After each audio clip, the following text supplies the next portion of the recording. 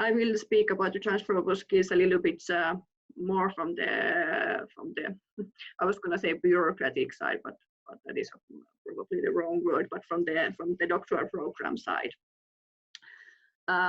So once again, I will talk a little bit of our university's guidelines for this transferable skills training. Then I will talk about the transferable skills study module in more detail. Then I will mention of how to teach these transferable skills as a separate courses, but you can also implement the teaching of the transferable skills into discipline-specific courses. So I will give you examples of those. But first for the transferable skills training at our university. So as you probably remember from my previous presentation, that there are no requirements from the national legislation to teach transferable skills. So this is purely up to the universities themselves to decide if they want to teach them, but all universities in Finland do teach them. I don't know, I just quickly glanced through the curriculums of other Finnish universities, and they require somewhere from 5 to 20 ECTS of transferable skills. And once again, we have our rector's decision for the guidelines of our degree programs and learning outcomes. And about this university-wide guidelines for our university. So the official document says that about the following of the structure of a doctoral degree. So it says that the doctoral degree will include a doctoral dissertation and the research related to that, 30 credits of discipline-specific studies. And it also says that the discipline-specific studies will include research ethics and possibly also studies in the philosophy of science. So our university sees that research ethics is a part of discipline-specific studies, but you could also argue that it's transferable skills. But also it's worth noticing that this is something that every doctoral candidate has to do before they can graduate.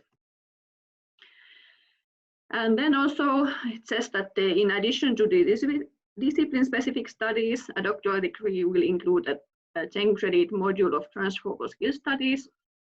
And this module will promote doctoral graduates' identity as researchers and experts, as well as their employability.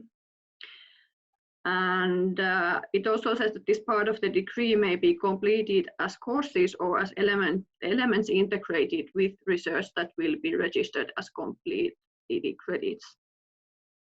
And there's a short list of what these transferable skills can be. So university pedagogy, leadership and management skills, negotiation and project skills, as well as scholarly communication. So this is quite general description, and for these transferable skill studies, there are no compulsory requirements from the university.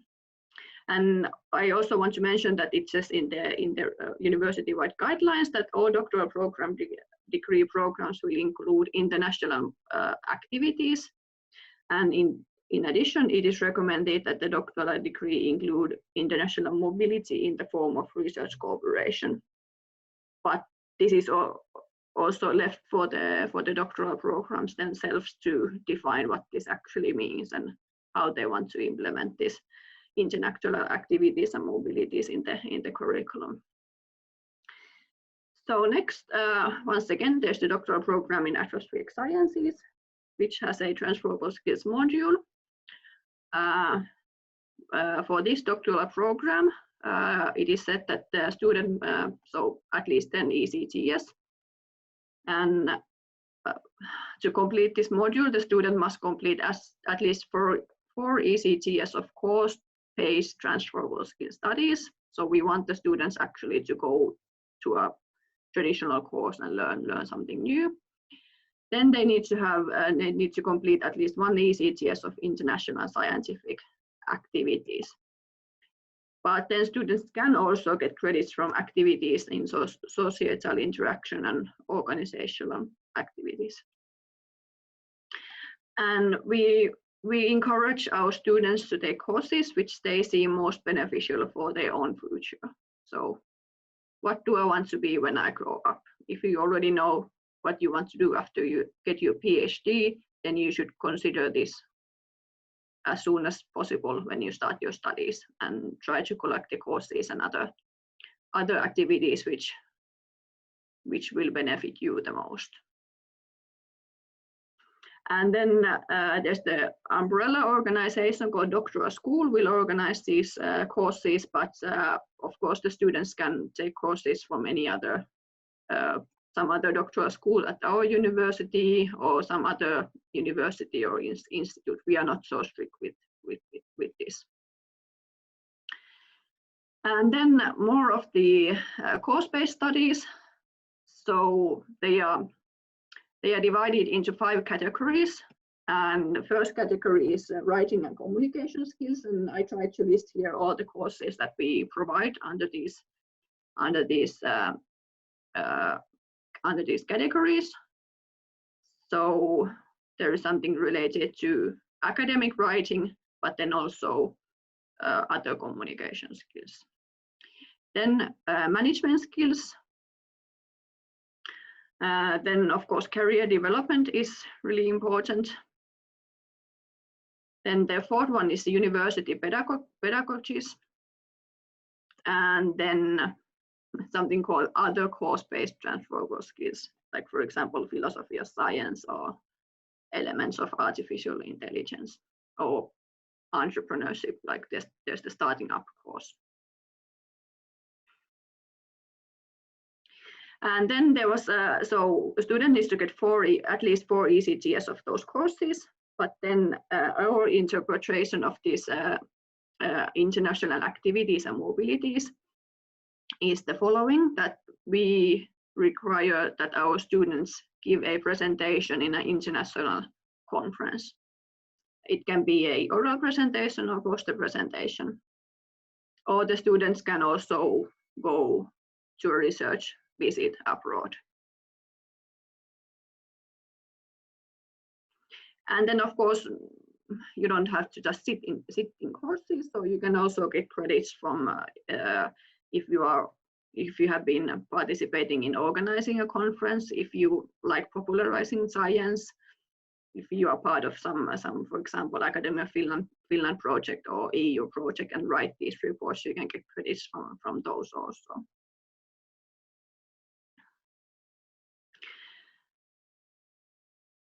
And of course all of these activities, these courses and everything, they need to have official learning outcomes and content and completion methods.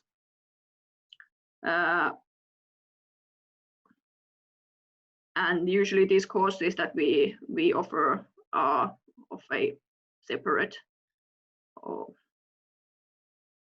they have a separate theme, like project management or leading a creative organization. But then from these other activities, which are not traditional courses, they also need to have learning outcomes, contents, and completion methods. Usually we require that the student writes some kind of report. For example, if the student has given a presentation in a conference, the student needs to write a report where they write that, what conference they went to and who they met there and how did the networking thing go and so on. And then the student professor will evaluate the report, and then based on their report, the professor can grant credits from that activity. But here is also something that the professor needs to, because all of these activities have learning outcomes. So the basic principle is that the professor evaluates if the student meets the set learning outcomes. But yes, so there was the list of these courses, but of course it's possible to integrate transferable skills training into other courses. There's, for example, critical thinking, communication skills, cooperation skills, and problem solving skills are things that can be taught in all courses. And also something like self-regulation and students' ability to recognize his or her own competencies are really important skills, not only for PhD students, but all other students also. And this can be done mainly by diverse teaching methods, for example, using group activities or peer assessment or self-assessment. And research shows that students who have these skills that I mentioned there earlier are usually more content with their degree, and they find job more easily once they graduate. And they also learn their own discipline-specific stuff more easily once they do have these. So it's not just that you learn your discipline-specific stuff and then there is a completely separate thing called transferable skills. They also interact in this way. Then I have two examples. There's a course called Career Opportunities and Job Application, and these are the learning outcomes of the course. So first there is this content-specific learning outcomes of this course, but it is also written that, for example, after completing the course, the students know how to network and is able to give and receive feedback, and is able to use this feedback to develop their activities. And how this is done in practice. So the lectures are designed to be student-centered, so lectures try to activate the student, and then the students do a lot of stuff together, like practice job interviews, and then they actually do have a real job interview in a company which participates in the course. Then there was the writing assignments that the students need to do, but there was lots of peer assessment and self-assessment used in these writing activities. And once again, there is this, if you remember something from this day, it's the importance of communication skills. And also at the end of the course, there is a networking seminar where the participating companies and students can meet, so the students can network. And then the last example is the one that Katja mentioned in her presentation. There's the intensive course in atmospheric sciences, and here are the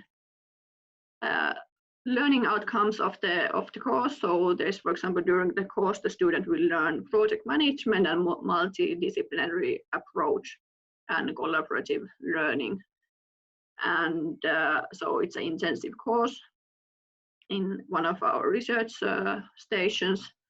And as Katja said, there is short lectures, but the main emphasis is on intensive group work. And then the students need to write a final report after that together. And there is students in all of the disciplines of the doctoral program, also master students, and the students come from Finland and from abroad. So these also helped the students to meet the learning outcomes. So that was my presentation, and once again, I will give you some homework if you are interested into taking these things to your own institute. So there is some questions which you can use, and then you can also come back to my presentation and think about this. But yes, that was my presentation. Thank you.